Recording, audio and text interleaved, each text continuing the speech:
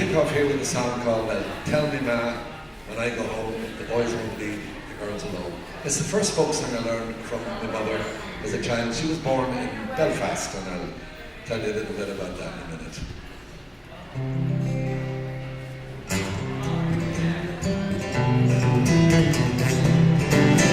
And tell me ma, when I go home, the boys won't leave the girls alone. They pull my hair, stole my comb, that's all right till I go home. She is handsome, she is pretty, she's the belle of Belfast City. She's a girl, 1, 2, 3, please come and tell me who is she? Albert Mooney says he loves her, all the boys are fighting for a knock in the door and ringing the bell. Only to love fairly well. Up she comes, white as snow, rings on her fingers, bells on her toes. Oh, Jimmy Murray said she'd die, doesn't get the fellow with the roving eye.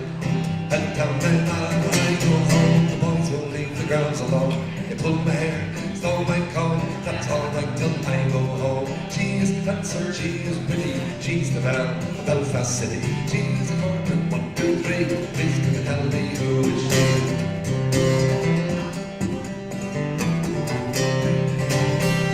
The wind and the rain, the hail come high, snow come travelling from the sky. She's a sweet apple pie, she can get her own at by and by. But when she gets out of her own, she won't tell them how when she gets home.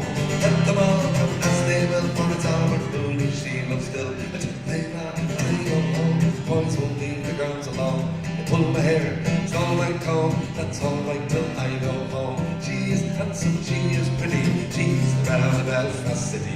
She's a cornet, 1, 2, 3, please come and tell me who is she?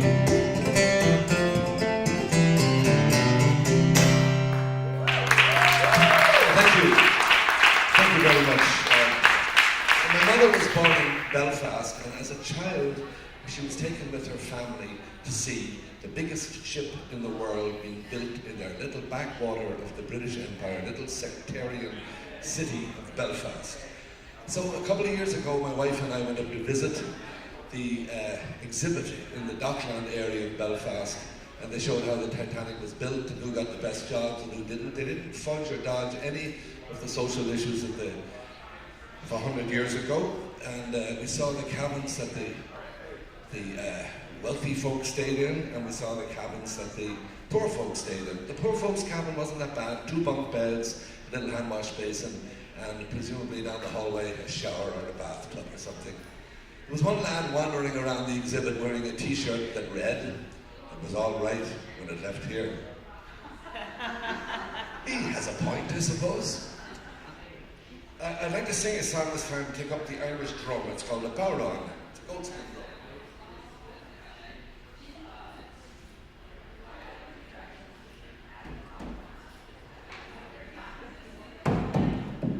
It's called a bowron. It's spelled B-O-D-H-R-A-N. The H in the Irish language is a modifier, so it confuses a lot of people for pronunciations and the like. Here's a song about an Irish dish called colcannon. Being an Irish dish, the principal ingredient is obviously the potato that let us down so badly in the 1800s. So you get your potatoes, you mash them up, you add buttermilk, chives, pickled greens, cigarette butts, whatever's handy, toss it all in there. And make a little scoop on top to put your Kerrygold butter in there. Butter has finally arrived in America in the form of Kerrygold. The rubbish you've been eating all along, you should discard and go out to the super. That's the only plug I'm making today, and no investment whatsoever. Anyway, here's a song for you. It also mentions a character from folklore called a Cluracán. A Cluracán is a little squireen about this high with a tailed coat and a cocked hat, and he would come into your pantry in the dead of night, eat all your food and drink all your booze. It's kind of an alibi incarnate. Here we go with colcannon.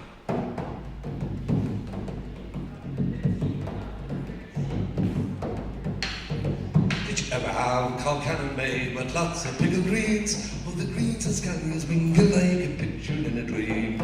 Did you make a little hole on top to hold the creamy flake of the sweet and melting butter that your mother used to make? Oh, you did? so you did, so did she, and so did I. The more I think about it, the nearer I'm to cry. Weren't them the happy days, troubles we knew not.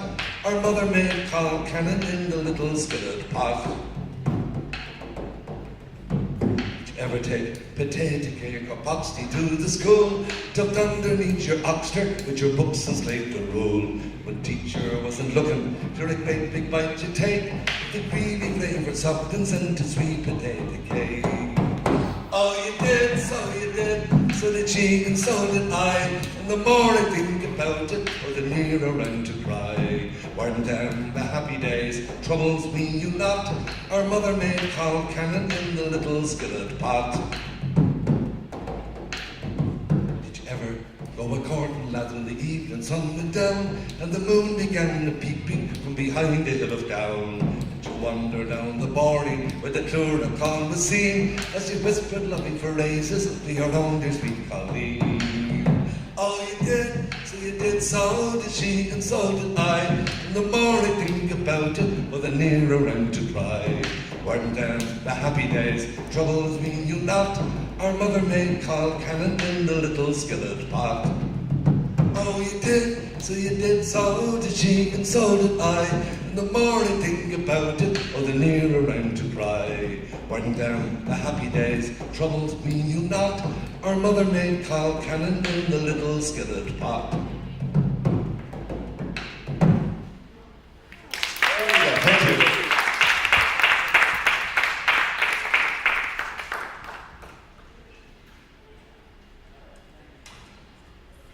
So this time I'd like to sing you an Irish love song in which nobody gets killed. In this version.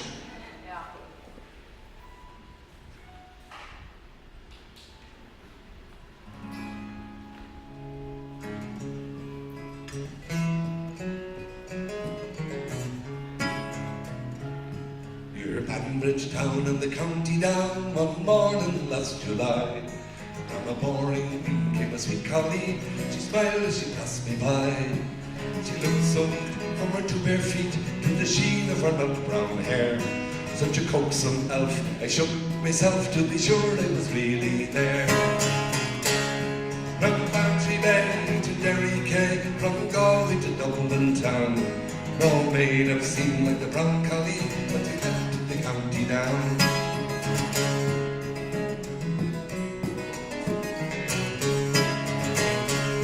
As she onward sped, I shook my head with a feeling oh so rare. I says I to a passer-by, was the maid with the nut brown hair. He smiled at me and says he, she's the gem of Ireland's crown. Young Rosie McCann from the banks of the Bann, the star of the county down. From Bantry Bay to Derry Quay, from Galway to Dublin town, no maid I've seen like the brown collie, but they left the county down.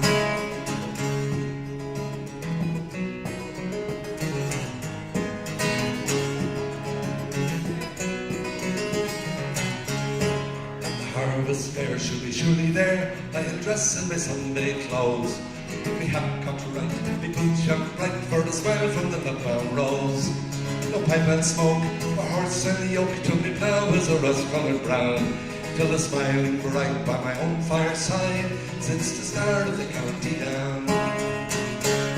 From Bantry Bay to Derry Quay, from Galway to Dublin town, no maid I've seen like the brown collie, they went to the county down, that he went to the county down.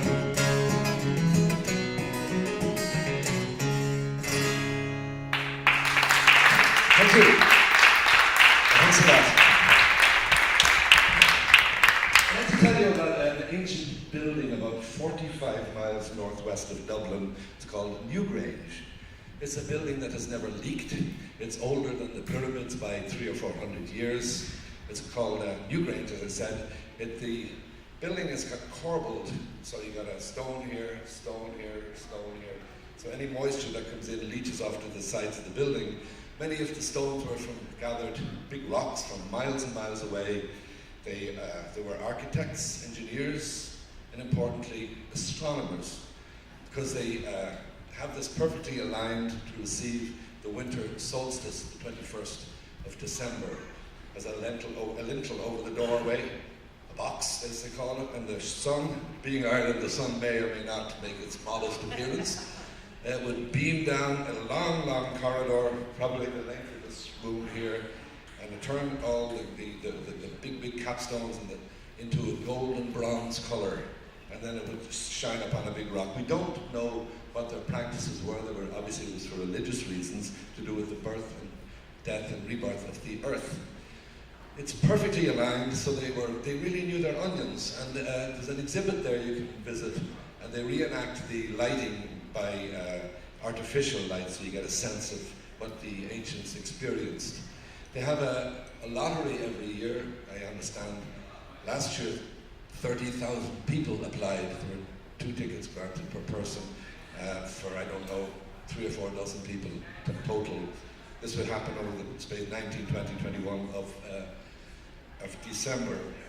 A lot of old farms have the remnants of megalithic observations. Some of them are just stone circles or the remains of forts. Some of them are for observing the heavens. For instance, in County Cork, in a little place called Bonane, my wife and I climbed a hill to look at this observatory. It had this ring of stones around it. Every 17 years, from a certain vantage point, you can see the moon rather, climb a hill. And right next to this is a ruined famine cottage from the 1840s.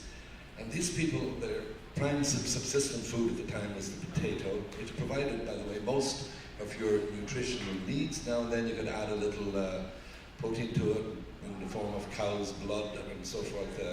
Nobody said it was going to be pretty, but this is what they did then in the dead of night with bailiffs and sheriffs. They would open a vein in a cow, collect some blood and add it to the potatoes. And the potato failed in the 1840s, so that was that. This was a famine cottage. They, God love them, they planted their potatoes within the stone circle, which they call fairy forts in Old Ireland, in the hopes that their potato would be protected. It wasn't. And I've often wondered if that family ever made it to security after this. The total result of the famine was 1 million people died, and it set up an emigration that for the first time the Irish population increased as opposed to decreased from the 1840s was in 1968. So the reverberative effects of this famine lasted long, long after the original people experienced it. So in gratitude to the fairies, because these fairy forts were protected by people, they believed that if you mess with the fairy forts, fairies were going to mess back with you. You might lose your health, or your cattle might get diseased, or you'd have some misfortune befall you. So I'll play a little tune on the tin whistle.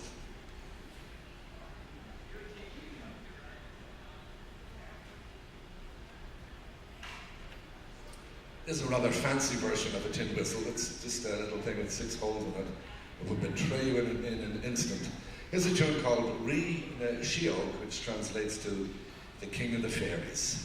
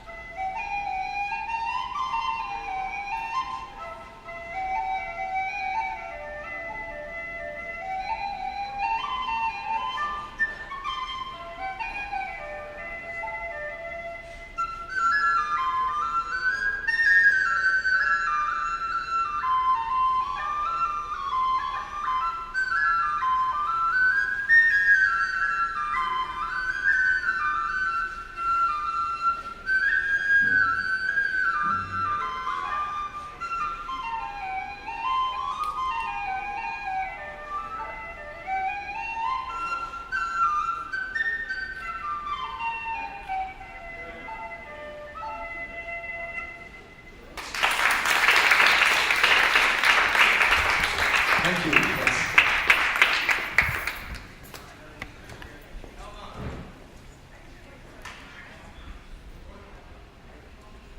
Here's a big snapshot of Ireland at the moment. I would be one of 13% of the people born there now living overseas. 17% plus people currently living in Ireland are from overseas. The breakdown is Irish people, obviously first, citizens, people who were born in the UK, followed by Polish people. When the Irish Celtic Tiger, as it was called, the economy boomed in the late 90s and into the 21st century, 250,000 people from Poland came to Ireland. Ireland joined the EU back in the late 60s, so we've been in it now for about 50 years. There was a thought at the time that we would lose our identity. It hasn't worked out that way at all.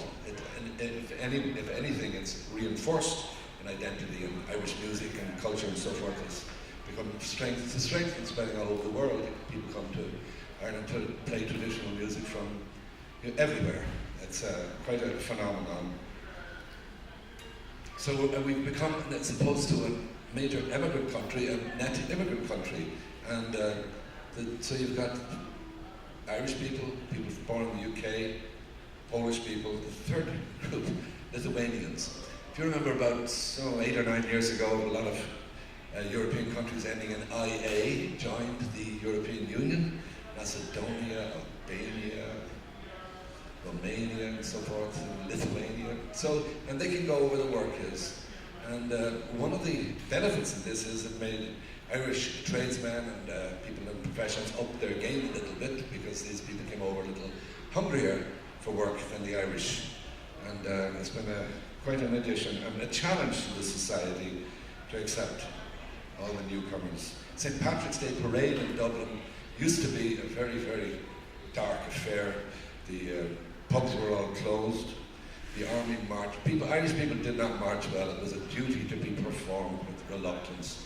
And they slouched past in a few industrial floats. And then in the 1970s and 80s, American marching bands came over and showed us how to do it. How to be proud and exuberant and flinging the batons up in the air and the short skirts and the jazzy bands. It just blew the Irish people away. And so the St. Patrick's Day Parade is a multicultural expression with all the different nationalities from Ireland presenting themselves and enjoying their Irish culture. There are 40 Polish schools throughout Ireland that teach Polish culture on the weekends. There was an incident where the Irish police, does anybody here speak Polish? Great, I can proceed with complete authority. The Irish, this man speaks, so don't spoil this, all right?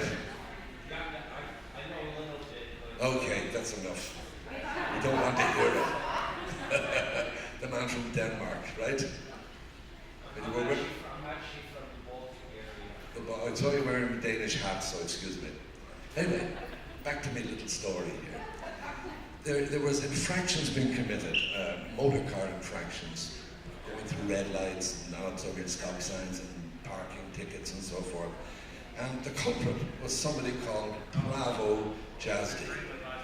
This Pravo Jazdy racked up 90 or so infractions. And every time the policeman would go knock on the door with the summons, he'd ask a predominantly Polish group, is anybody here called Pravo Jazdy? They would smile and say no. An enterprising policeman looked up the dictionary to find that Pravo Jazdy simply means driver's license. They'd been copying down from the wrong box what they thought was the name of the infractor. Okay, so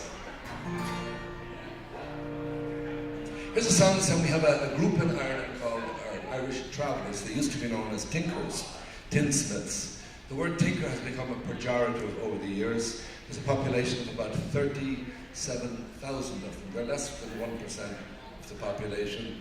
Decidedly outcasts in society. Their traditional occupations were tinsmithing and horse trading, and essentially buying stuff in the cities and selling it in the countryside. And when the 1960s came along, their economy fell apart. Tinware was no longer useful. Prior to that, every family had a bucket, basin, and so forth that was originated from the travellers, and they constantly needed repairing or jobbing.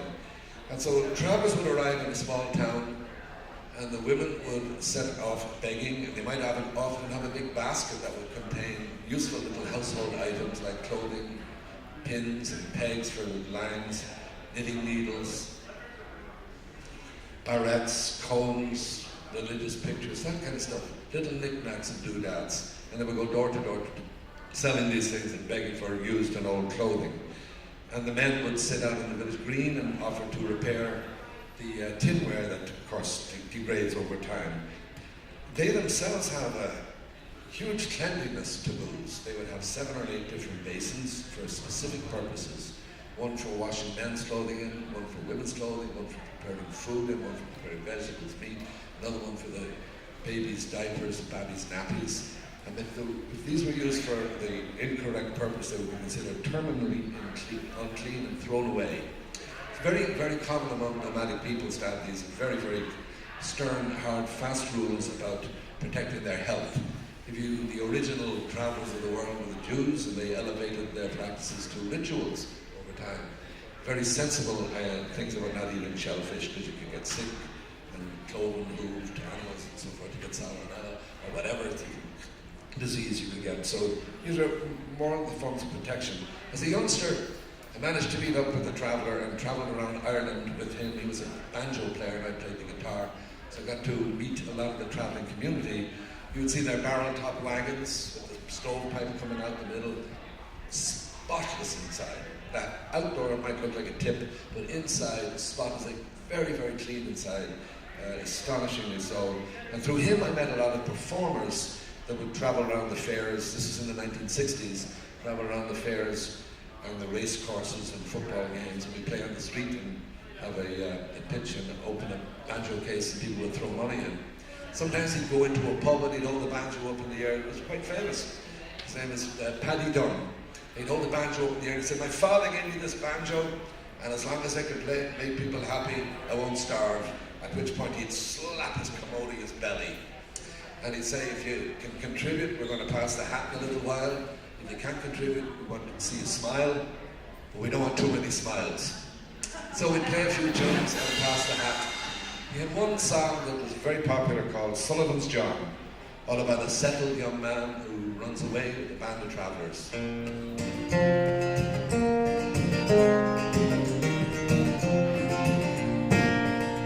Oh, Sullivan's John, to the road gone, far away from your native home. You're gone with the tinker's daughter, for a long road to roam. Sullivan's John, no, you won't stick it long, and your belly will soon grow slack, as you'll roam with the road with the mighty load and a toolbox on your back. I met Katie Cafe with her neat baby behind on her back strap on. She'd an old ash plat held in her hand for to drive her donkey on. And firing at every farmer's house as along the road she passed. Oh, it's where will I get an old pot to mend, or it's where can I sell and ask? Now I heard of a fair in the County Clare, in a place they call Spancel Hill, where my brother James got a rap of the haze, and poor Paddy they tried to kill. They loaded him up in an old ass cart, while Kate and the baby looked on. Oh, bad luck to the day I went away for to join with the tinker band.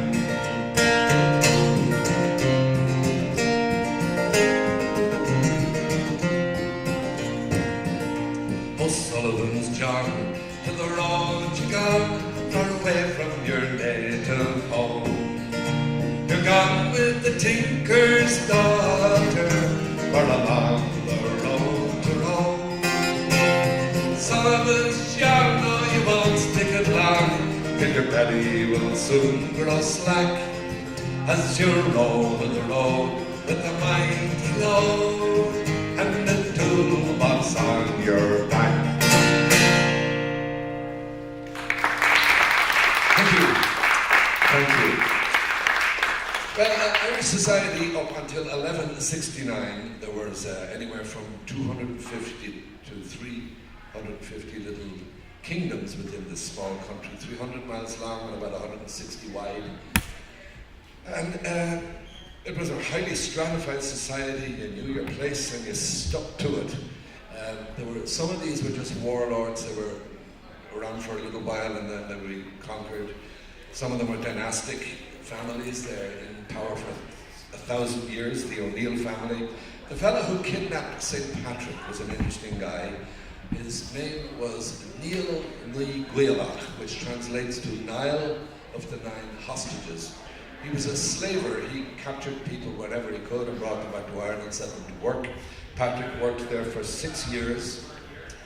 And interestingly enough, Niall Ní Gaelach has about 8% of the population of Ireland has his mitochondrial signature in their genetic structure. In other words, he was a bit of a lad, to put it in plain English. So he kidnapped Patrick and brought him over, and Patrick worked as a slave, fled. And Patrick, we don't quite know where he came from. We know he was Romanized. His father was called Calpurnius. Other than that, scant actual information about the man. He evangelized. He came to Ireland in the year 432. And back he came 10 years later as a bishop. He went around evangelizing. I have a song about him, which is written by one of my favorite ballad makers. He lived in the late 1700s into the 1800s. As a youth, he contracted measles, which led to blindness. His name was Michael Moran, or Moran, as you say here. He chose the pen name Zosimus. And under Zosimus, as a blind man, he wrote these broadsheets and sold them on the streets of Dublin. He would write biblical songs. He'd get bored with them and he'd throw in a bit of the local geography to make them more interesting. For instance, here's his take on the finding of Moses. It goes, "In Egypt's land contagious to the Nile, the Pharaoh's daughter went to bathe in style. She took her dip and she came unto the land, and to dry her owl royal pelt she ran along the strand.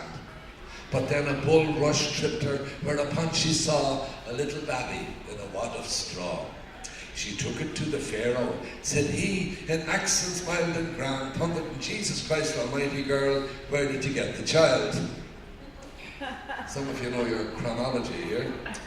"Oh, you old woman, I'll search every nook from the Phoenix Park down to Donnybrook. And if I catch the little basket's father, I'll chase him from the Nile back onto the River Dodder." So that's how he introduced biblical stories to passers-by in the streets of Dublin in the late 1700s into the 1800s. Here's his take on Patrick, St. Patrick. He has St. Patrick out chasing women, drinking, smoking cigarettes and gambling, and he called it "Saints just want to have fun." No, it's a song he wrote called "St. Patrick was a Gentleman," and he has a lot of fun at Patrick's expense. Most of the folk songs written about the saints mock them and have a little fun on their behalf.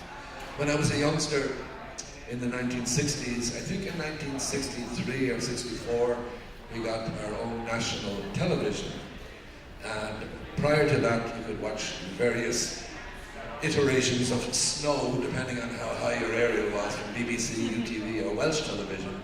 Now and then you get a good picture, but Ireland got its own thing. And one of the first actions was the Pope in Rome declared a list of approved saints, omitting popular saints like Christopher, and Anthony, and Jude, and Patrick. So this, of course, was front of the news in Ireland. They had the person on the street interview. Various people were stopped, and people shouting, and students on the way back from college and so forth. People were saying things like, "Oh, geez, I'll never be able to find anything anymore now that St. Jude is gone," or Anthony's fine stuff for you. And my poor cousin will be in bits now because St. Jude will be no help to him, and so on. So while they were interviewing all these people, in the background was a tramp, fellow with 3 or 4 overcoats on. We hadn't arrived at the economic status where you would have shopping carts, but he had a bicycle with no tires, but all his earthly possessions on the bicycle. And I remember I remarked to my father, do you think they'll ever interview your man? Next minute, this face fills the screen. He has shock of hair shooting out of his head, out of his ears and his nostrils. The question of the day was posed today in Rome. The Pope approved the list of saints, excluding and so forth. And he squinted into the camera for a moment and he finally said, "'Tis a matter of sublime indifference to me." Astonishing to have somebody of such background to come up with a phrase like that. He could have said, "I don't give two you-know-whats," but nope. A matter of sublime indifference to me. So here's the song about St. Patrick.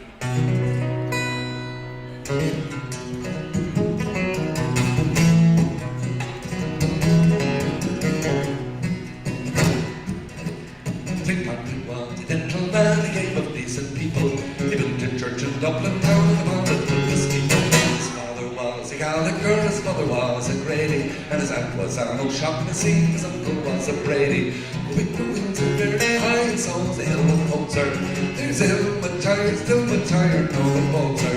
On the top of that high hill, St. Patrick preached a sermon, drove the rocks into the box and vanished all the vermin. Not the mighty there inside the dirty farm buster, where there he put his dear 4 foot, he murdered them in clusters.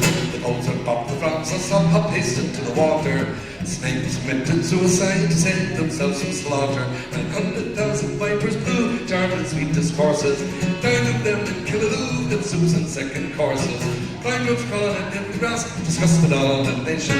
Down to hell in the holy spell to change the situation.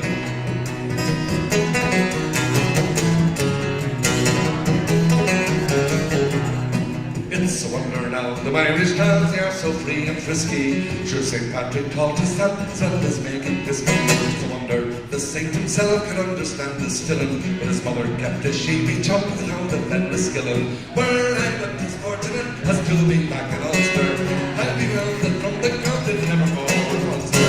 There's St. Patrick planted turf and cabbages, praties, pigs galore and Romish door, all for lads and ladies. First of all, St. Paddy's fist. He was a saint so clever, for he gave the snakes and toads a twist, and vanished them forever.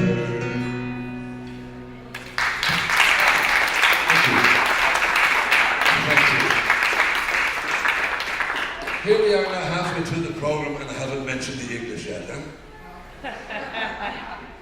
They actually, believe it or not, the Anglo-Normans, as they were called, arrived by invitation. There was a king called Diarmuid MacMurrough, who fell out of favour with his fellow kings. There were 5 provinces in Ireland at the time, 5 kings. Every 4 years they would elect a paramount, or a high king, at the hill of Tara. And this guy, Diarmuid MacMurrough, fell out of favour with them and lost his possessions and his land. He went to Wales and he recruited a mercenary army. His payment to them was grants of land when they defeated the Irish, which they did handily. These were seasoned soldiers with crossbows, under the leadership of a fellow called Richard de Clare, or Strongbow. Now these Normans have integrated entirely into Irish society, so anybody with a Fitz in their name is likely to be Irish. The Fitzpatricks, Fitzhughes, Fitzgibbons, Fitzmaurice and so forth. And they came and handily defeated the Irish and started building their castles, great castle builders all over the country. And there were pockets of the country where they were still native Irish and living under their own laws. One of the laws they had were Brehon laws. These were a system of laws that people were submitted to. For instance, if you caused somebody public embarrassment, you paid them a blush fine, which might entail 2 or 3 eggs or something like that. If your cattle wandered into somebody's vegetable garden and destroyed some stuff, the Brehon judges would have you repay them, make them whole again. There's about 1,500 of these laws. They're very Eastern in their orientation. That's quite the phrase, Eastern in their orientation. Anyway, so that if somebody owed you money, you would sit outside their house and starve. Could you imagine the corporate approach to that? There'd be skeletons littered outside these big golden buildings. So the English came in 1169, the Anglo-Normans, and then King John came over in 1171 and declared Ireland part of the realm. And things went from bad to worse. In the 1300s, they had the Confederacy of Kilkenny, which it had so many rules and regulations that forbade people to enter a church if there was an English person in it. It was a correct way to mount a horse. The Irish sport of hurling came in for particular condemnation, which is kind of field hockey without the protections. The maiming was mentioned and so forth. Who could marry whom and so forth was dictated by these laws. And just right into your home and your house and your bed, they had laws. Resistance started out, but there was none of any note until the major resistance came in 1798, inspired by the success of the American Revolution. There was individual acts and group acts of objection every generation or so, but the major one happened in 1798 when a society called the United Irishmen was founded, and their goal was to have a non-sectarian republic. They also, one of the sisters of one of these leaders wanted votes for women back in 1798. We also had the help of the French. The people who led the rebellion had all read the same stuff that George Washington and Thomas Jefferson had read, Jean-Jacques Rousseau, The Rights of Man, and Thomas Paine, and so forth. They read all of these. The leadership was radical Presbyterians. Here's a song from that era, a song called, you probably heard this before, The Rising of the Moon. It's written actually by a 16-year-old youngster called James Kagan Casey. The Rising of the Moon, of course, is the code word for the rebellion. The rebellion didn't last very long. It lasted all of, it was a Republic of Connacht in the west of Ireland under General Humbert from France. Just like in the American Revolution, the French helped us out. They were eager to liberate people, especially if they were under English domination.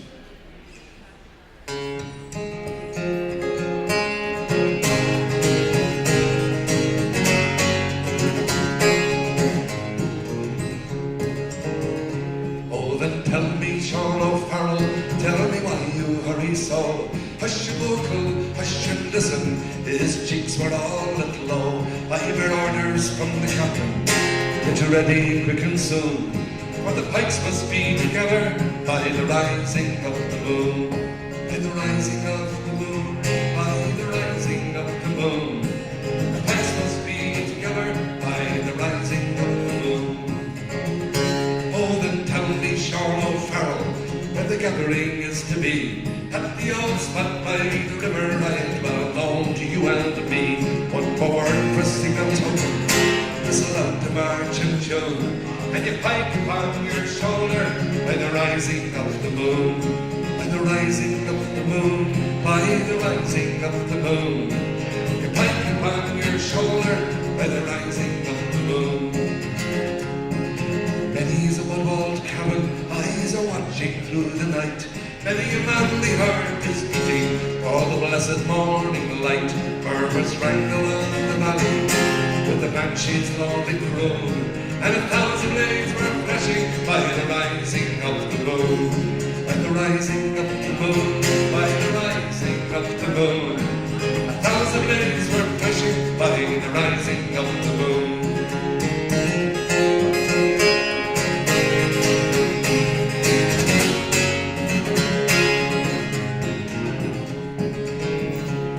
Beside that singing river, that mass of men were seen, far above their shining weapons hung our own beloved green. Death to every foe and traitor, whistle out to march and tune, and our rally boys for freedom. 'Tis the rising of the moon, 'tis the rising of the moon, 'tis the rising of the moon.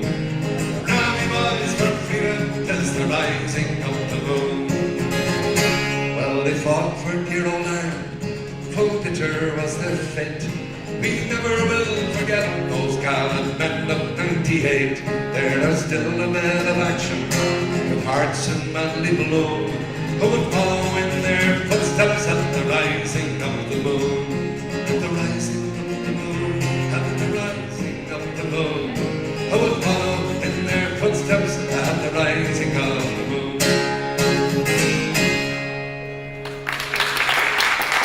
Thank you.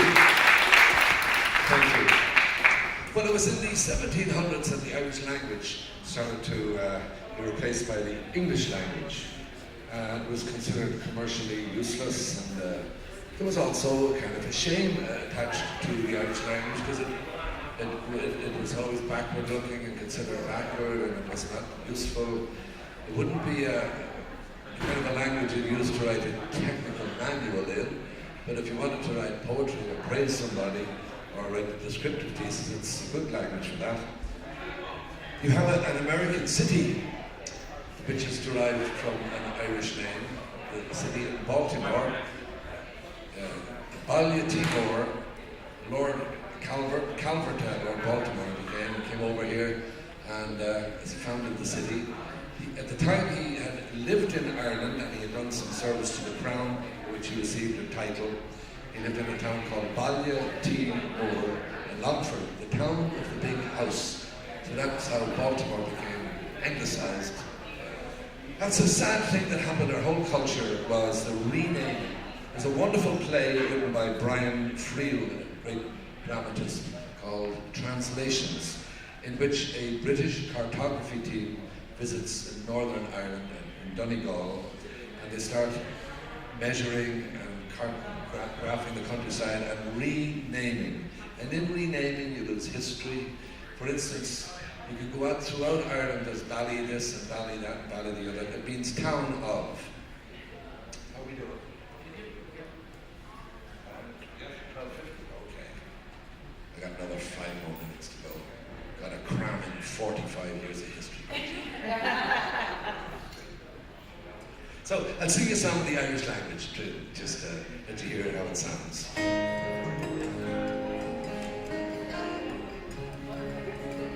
It's about a fella in his boat off the coast of Donegal.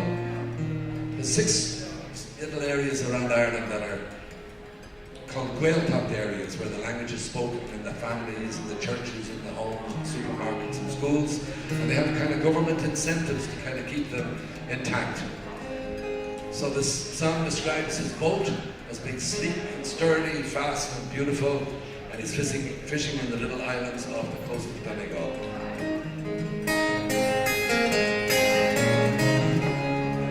Body Island me Dimmy Gagala, Body Island means fellow me.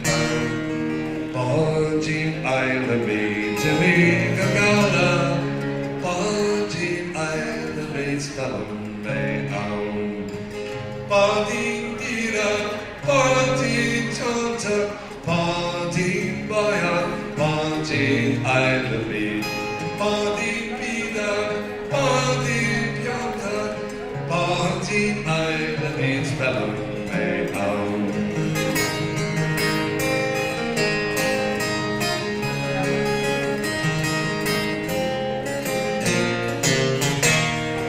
Body Island me, Brishigas Torig, Ishker Born agus fellow me. Body Island me, Brishigas Torig, Ishker Born agus fellow me. Body Pida, Body Pianta, Body Baya, Body Island me.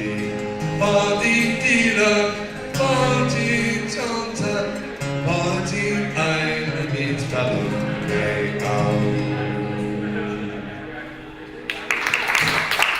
Thank you. I guess I can fit in one more. I'll pick up the drum, the power on once more, and then we've got another group coming up. Right here.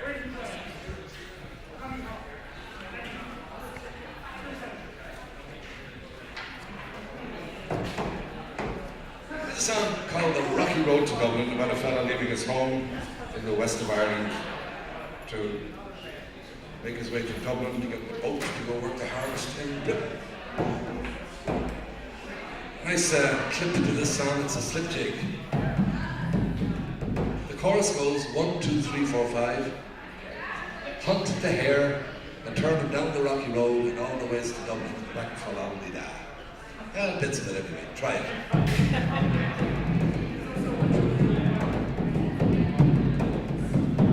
In the merry month of June, from me home we started, loved the girls of June, nearly broken hearted, said, look to father dear, kiss me darling mother, drank a pint of beer, weep and tears to smother, off to reap the corn, leave where I was born, cut the snow, return to bandage coats, and got us a brand new pair of broads, battling on the baths, fighting all the dogs, on the rocky road to Dublin, 1, 2, 3, 4, 5, up the hare and turn her down the rocky road, all the ways to Dublin, thankful and the rag. In Mullingar that night I rested him so weird he started by daylight next morning bright and early, took a nap of the pure, keeps the heart from sinking, that's the paddy's cure. Whenever he's on for drinking, see the lassie smile, laughing all the while, had me curious time to set your heart a bubble and ask if I was hired, why it is early crying, I was almost tired, the rocky road to Dublin, 1, 2, 3, 4, 5, up the hare and turn her down the rocky road, all the ways to Dublin, thankful all ra. In Dublin next day I thought it such a pity to be so soon deprived of you of that fine city. There it took a stroll, all upon the quality bundle it was stalled. In the deep locality something crossed me by, when I looked behind a bundle could I find, upon me stick a wobble inquiring for the road, said me can I crawl, was a bunch of gold, on the rocky road to Dublin, 1, 2, 3, 4, 5, up the hare, turn it down the rocky road, all the ways to Dublin, thankful and the rag.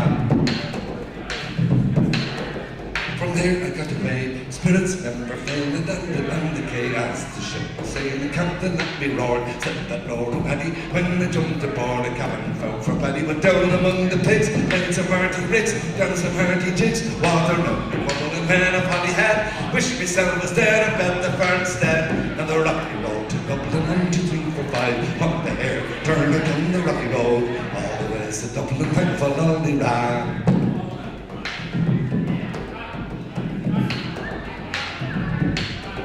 The boys of Liverpool, when we safely landed, called myself a fool. I could no longer stand it, but began to boil. Temper I was losing dear on Ireland's Isle. They began abusing and round me, so society nearly had a fly. Call me boys or by, so I was a hobbling with the loud hooray, joining the affray, quickly cleared the way for the rocky road to Dublin, 1, 2, 3, 4, 5. The hare returning down the rocky road, all the ways to Dublin, thankful only rag.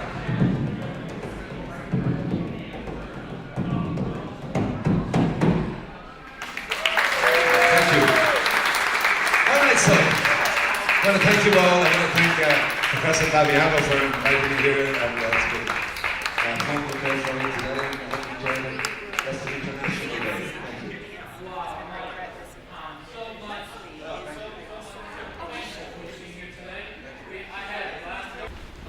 Cool. Well, I was thinking if you could just share with us the significance, origin of the instrument you're playing. Sure. Okay, this is an oud. Either O-U-D or a Turkish version is U-D. It's originally a Persian instrument, Arabic instrument. This is actually a Turkish oud. The way it's made is a little bit different, a little smaller body.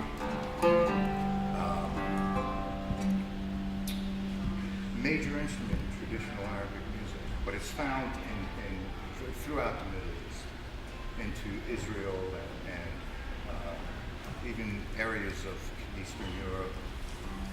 A little bit different than a guitar, as you can see, right?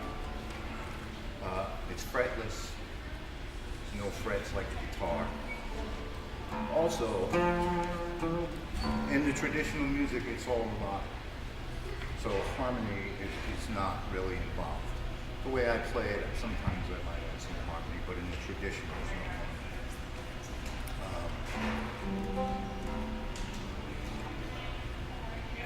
See, I don't know what else to say.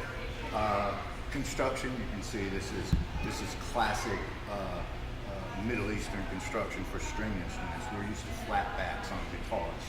but the bowl back individual strips of wood is very common. I don't know what I'm going to play at all, so I'm just going to play.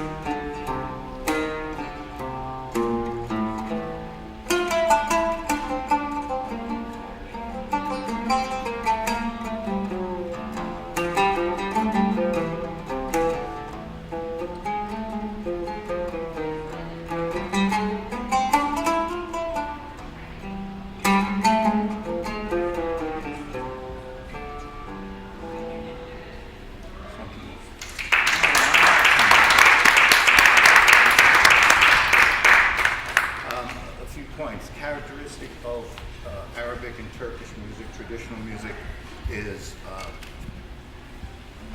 go. Yeah, that's nice. Something called. Oh, I'm sorry. Oh, this is working. Yeah. Something called the a taqsim. So what happens is almost always in a tradition, before you play a song, you play the scale. They call it the maqam system. So what I did on that, I had in mind of going into something.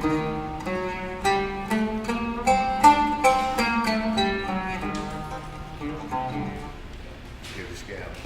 Hijaz. So then I would improvise on it and then go into the tune.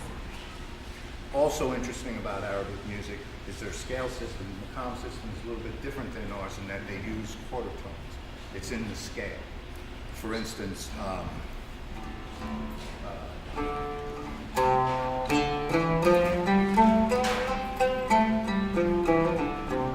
know that sound. Well, this E in their system, we know an E flat, like in the Arabic system, they have half flats. Funky. So when you hear the traditional music, it's like, wait a minute, can you tune that up a little bit? No. No, it's a half flat. Gives it a flavor.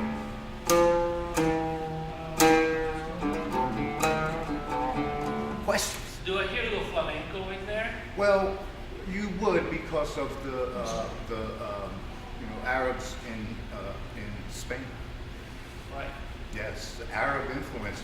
plus the Ottoman influence throughout Eastern Europe. So that's why it's there, absolutely. A lot of Spanish music has absorbed that Middle Eastern modal system in a sense, and that improvisation, the idea of taking a line,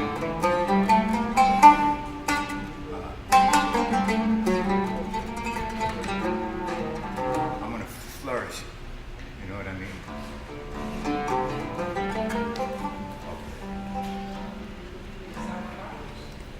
Excuse me? Well, that's a good question.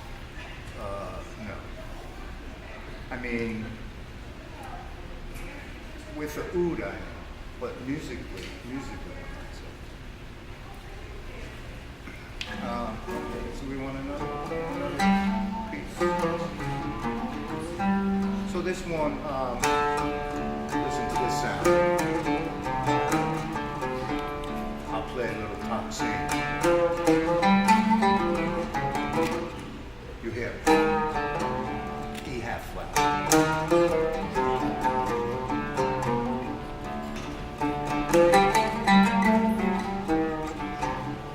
Hope you can hear the difference.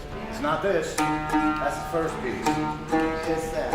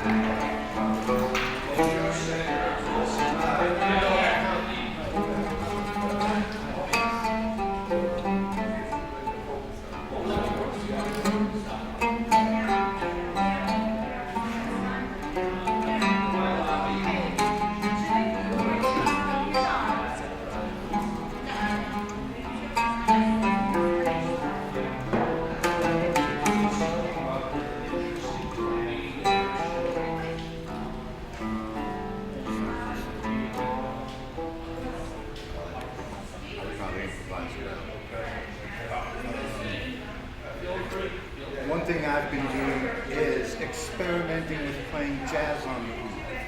It's very difficult because jazz is a harmonic music, right? And it's difficult to play chords on this instrument without chords. Very difficult. That's one reason why when this instrument went into Spain, the Moors went into Spain, as it moves into Europe, they put frets on it, it becomes the lute. It's exactly the same construction. But I've experimented a bit. Let me try something for you. You might know this too than me. And of course, I'll start it with the tocsin.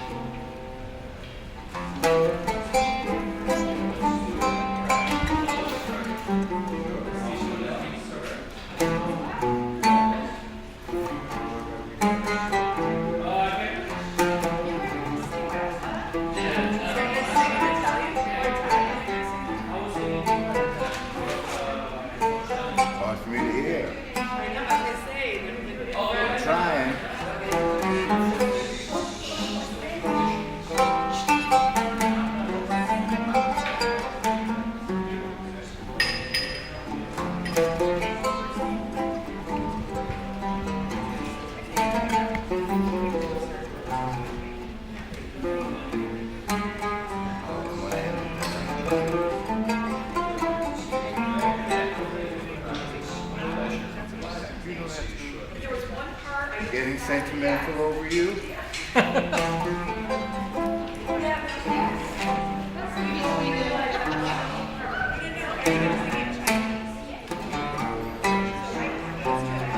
I'm improvising again till I get back to the top. But see, that's the tune, right? I'm sorry. Anyway. All right. I think we're good again. Yes. Oh. Any questions about the pool? All right. Thank you so much, Robert.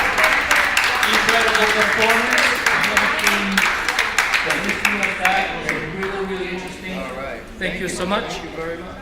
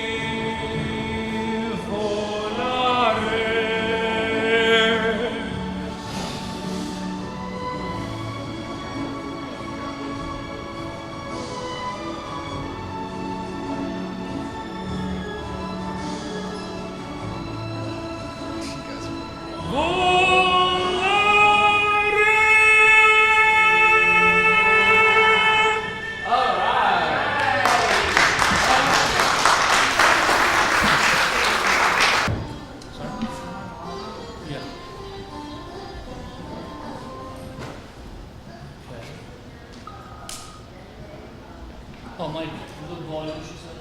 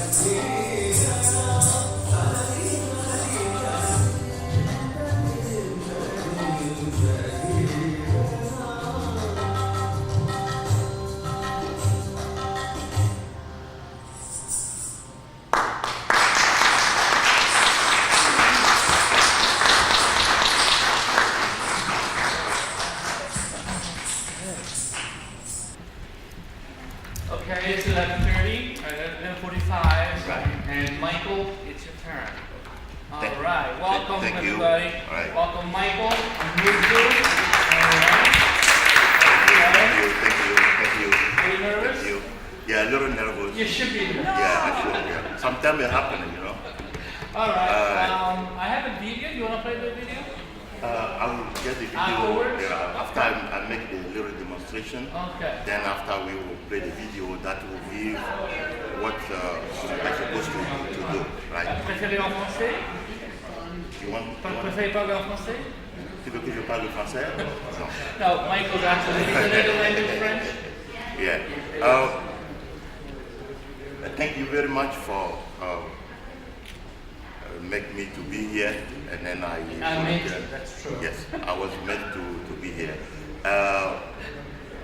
What I want to do before, I supposed to come here with a band with some of my partners that will come and play the real drum, but they were invited to go to Virginia, West Virginia, to demonstrate some drumming at Virginia Tech, and then they left yesterday. Therefore, what happened, I just have one of the drum that was left for me I can do the demonstration. Okay, why I want to do this is like this is called drum, is the drum, but when you want to play, come with another two other drums, like one bigger and one smaller. This is the middle one. What happened is that in my village in Togo, I'm from Togo, West Africa, right? In my village, the ancestors, they don't have radio, they don't have anything, but they use a drum as a communication device. And when you are in the village, when you hear certain sound of the drum, it gives you the event that is happening. It's like the drum will alert you. For instance, there is a newborn in the village, and then when you hear the drum, you say, oh, you hear again, say something. Then everybody is looking for the child, where the child was born. And also sometimes the drum is played when there is a bad news. So, for instance, there is a funeral in one of the house, and you hear the drum, you say, oh, something happened. Some people who has emotion, they can start crying right away. Maybe sometimes they know already that somebody was sick, very sick, and then when they hear the drum, they know that that person is not here anymore. And they say that the person passed the river. And we don't say somebody died, but we say pass the river. Now, for instance, if somebody, when we have a newborn, they play, you hear the drum like this.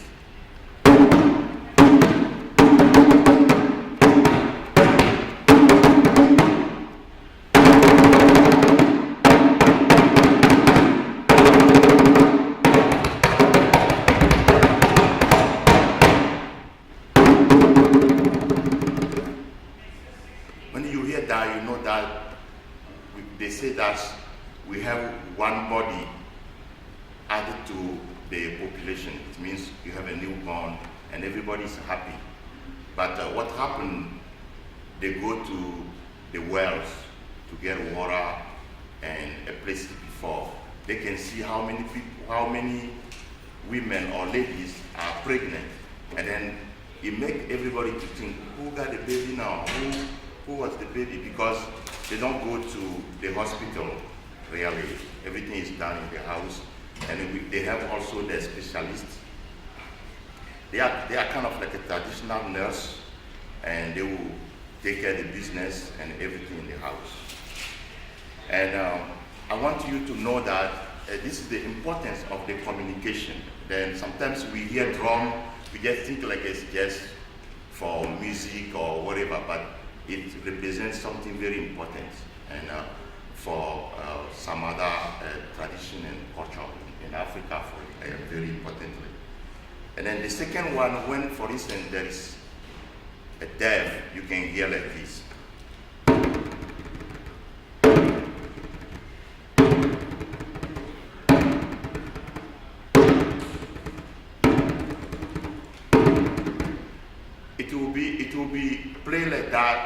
7 times, and then it will stop again.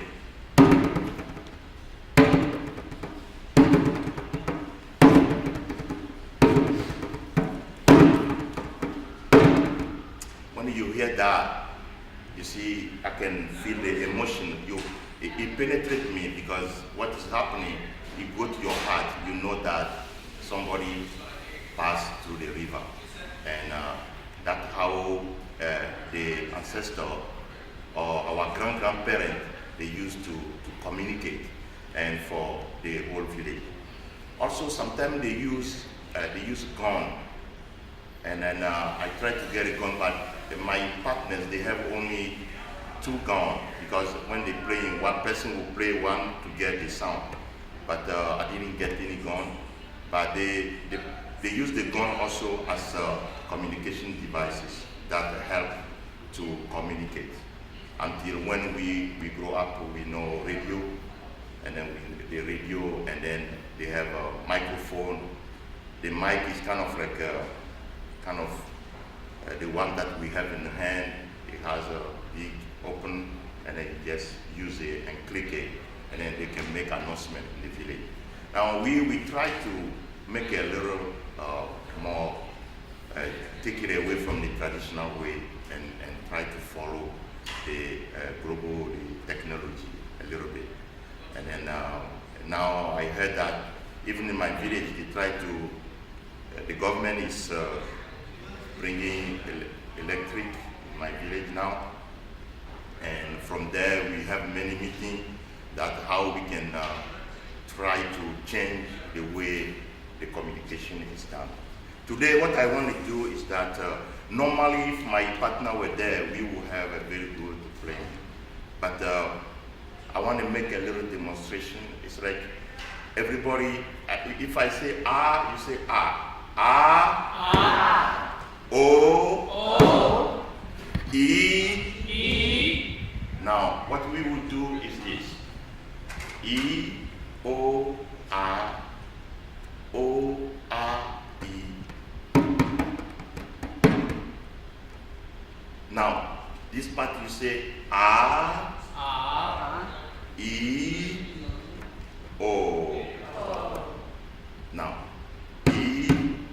You just continue to say E. Either You, yeah, you A. E. O.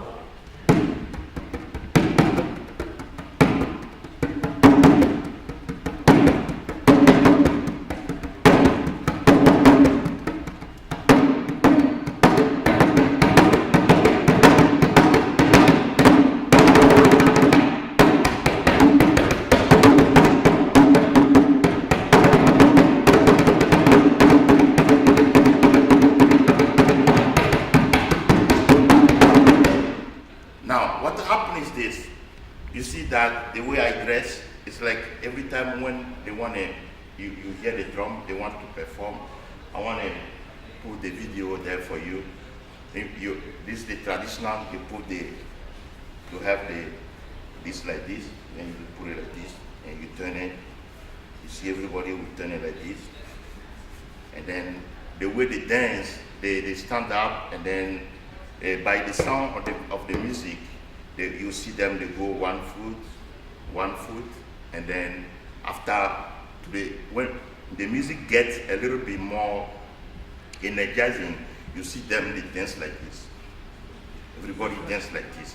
But what happened is that I'm a little handicapped because I don't have my partner to really perform really for you, but my objective today is to let you know that the drum is not just for music or for dancing, but for us, when we hear the drum, even when I am playing the drum,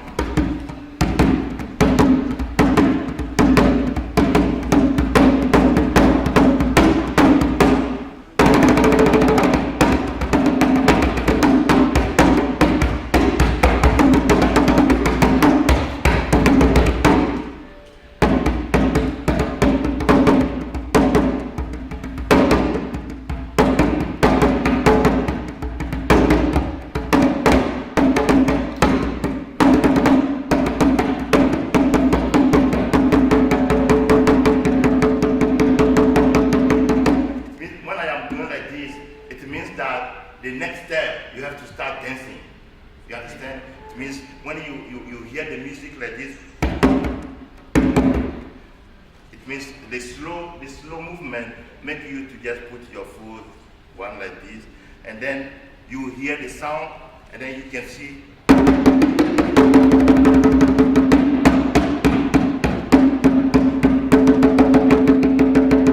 are preparing to dance.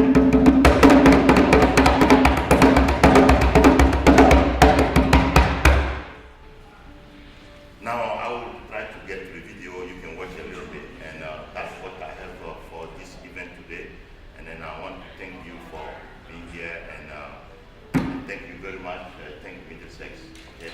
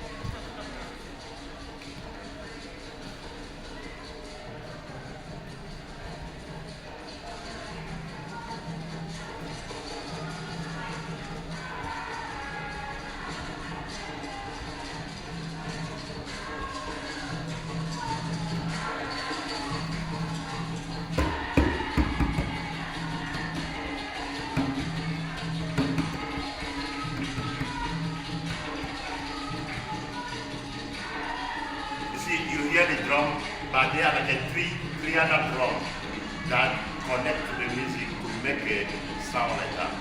And then the women, everybody come to dance and do the way.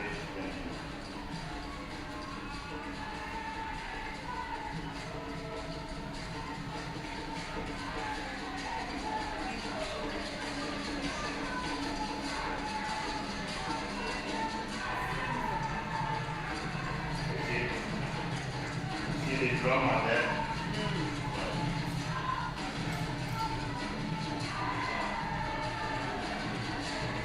It's a very happy moment. Everybody goes and dance, and sometimes we used to say, take away the stress a little bit. Just go and dance and take away the stress of the day. The stress.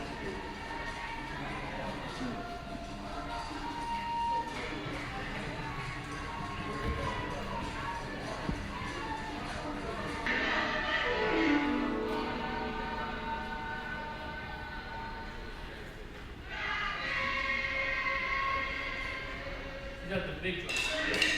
Those are the drums that I talk about, and then I don't have the drum. Those are the material that I use to make the music sound very good.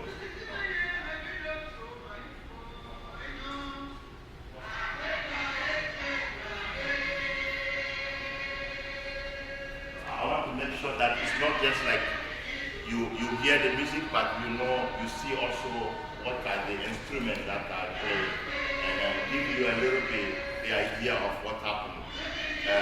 Maybe next year I will try to bring all my partners, and then we will have to really perform real. I am sorry, it's only me. I can't do all together. That's why I want you to see. All right. Thank you very much. Yeah. Michael, thank you so much for the incredible performance. And we're going to new content, we're going, so we went to China, right? Went to Africa, now we're going to Europe. Tom, why don't you join us? All right, round of applause. So this is called Huzhou. So this have the 3,000 instruments. And the original Huzhou is only have a 12 string, but this is a 24 string. So this is the it's the major instrument in Chinese traditional music orchestra. So sometimes you can see, 2 or 4, this kind of instrument, in the Chinese orchestra. Sometimes they just do the solo, just like me. And I learned this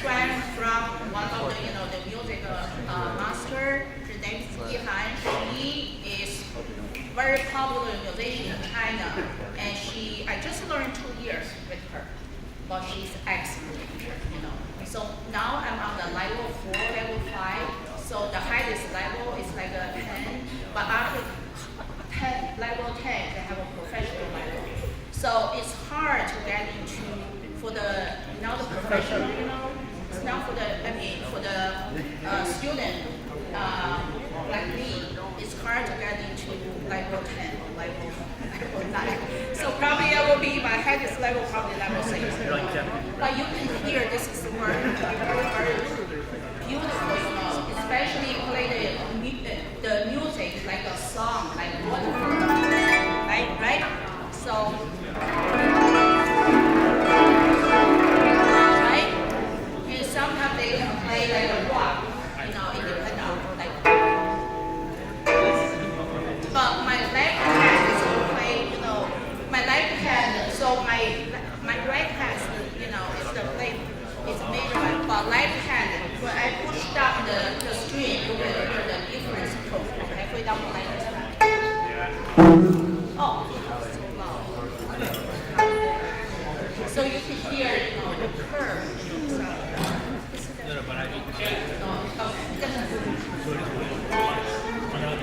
So probably so noisy, you cannot hear it.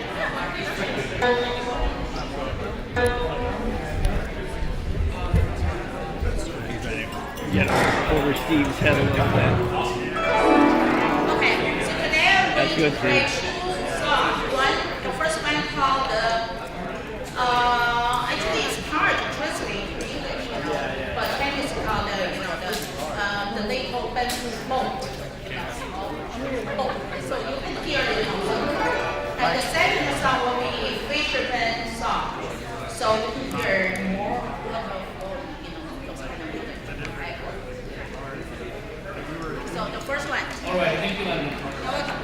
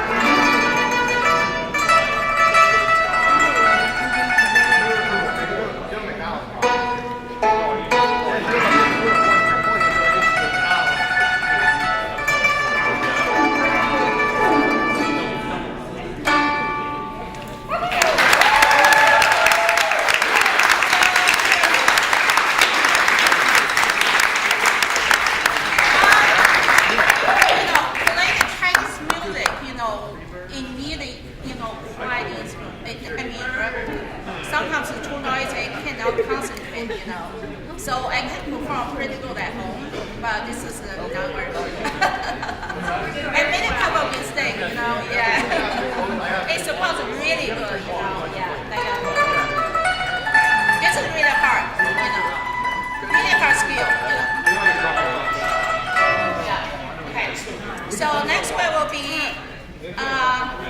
next one called the Fisherman's Song. Okay.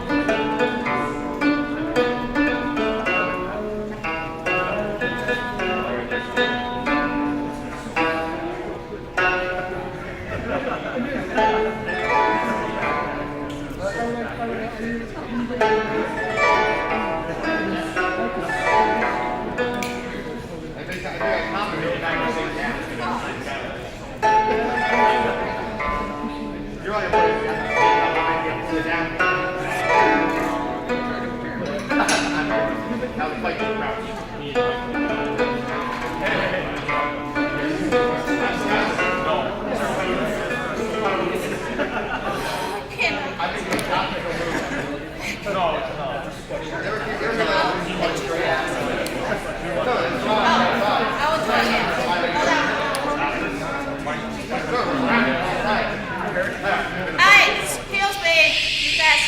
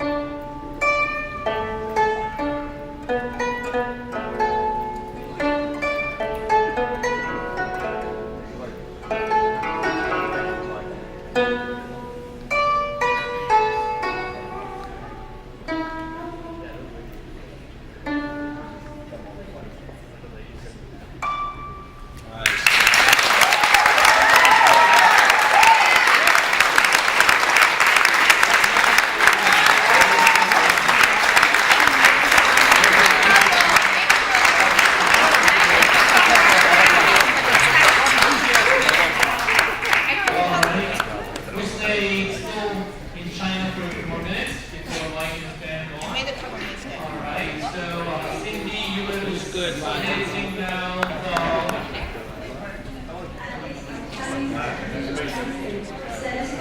Nice going, Wendy.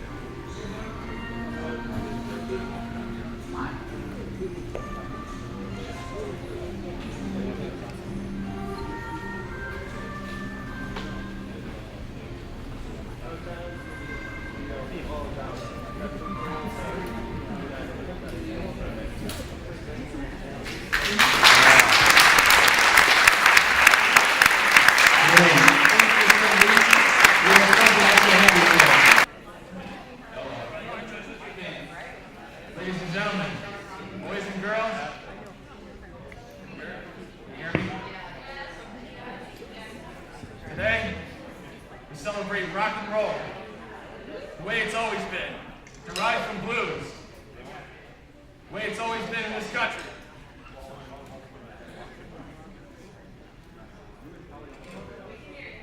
Can you hear me?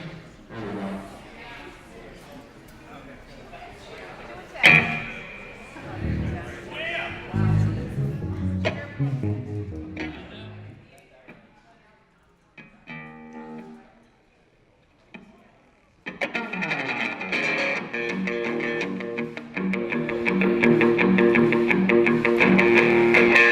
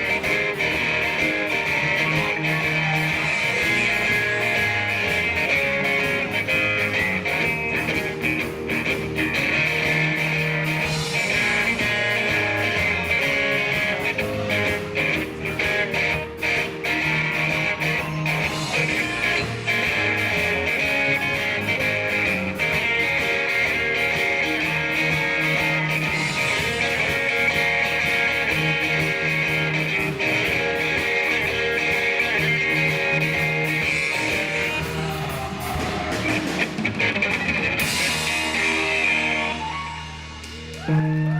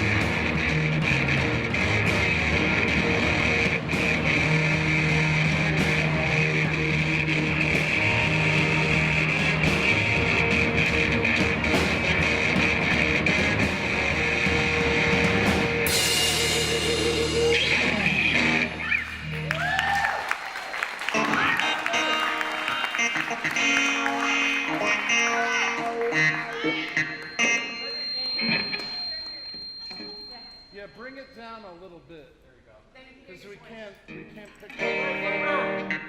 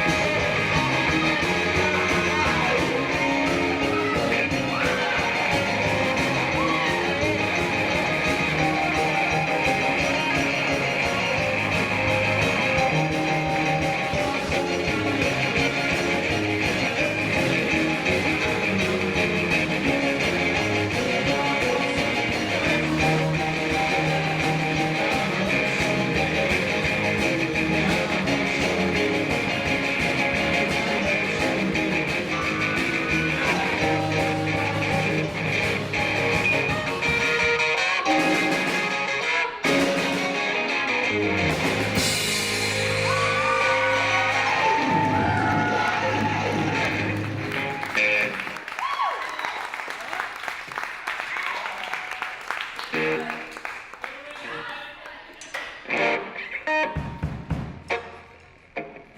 gonna help if I just turn my game down a little bit.